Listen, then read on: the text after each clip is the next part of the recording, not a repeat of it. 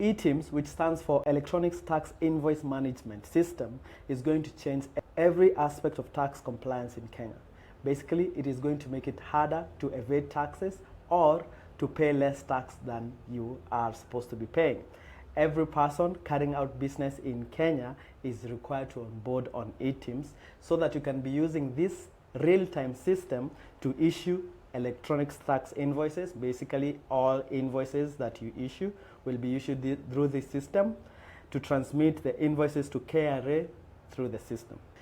Who is required to onboard on eTIMS? This includes companies, partnerships, sole proprietorships, associations, trusts. Basically, if you have registered any business, then you are doing any business in Kenya, you're supposed to onboard on eTIMS. Even persons who have income tax obligations such as monthly rental income, you're supposed to onboard on eTIMS. Also, persons conducting business in the informal sector, you're also supposed to be on eTIMS. Now, eTIMS is going to make it hard for people to evade paying taxes, and here is how it's going to do that. One is on the tax deductibility of expenses. A tax deductible expense is one that is incurred wholly and exclusively to generate business income. If, for example, you work as a consultant, so you are not on a permanent contract, you're required to pay your own taxes. And some of the things that you can deduct from your income so that you pay lower taxes include travel expenses, fuel expenses, office rent, and all that, including having a home office. Under the old tax order, that is before eTIMS, anything that meets the criteria that it was wholly or exclusively used to generate business income would have been automatically be tax deductible. Under eTIMS, that expense must be supported by an eTIMS invoice. Otherwise, it will not be tax deductible. This means the amount has to be accurate. Why? Say you're declaring some business expense such as printing, right?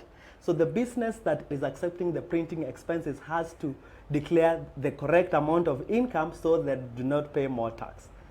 Which means now you cannot no longer go and inflate the cost of your expense so that you pay less tax. Number two, timely tax demands.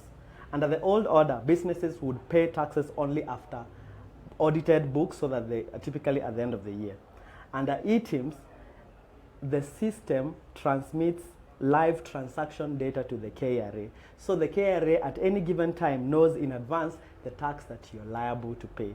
That means through iTax, you can be sent an accurate and timely tax demand based on the numbers declared through eTIMS.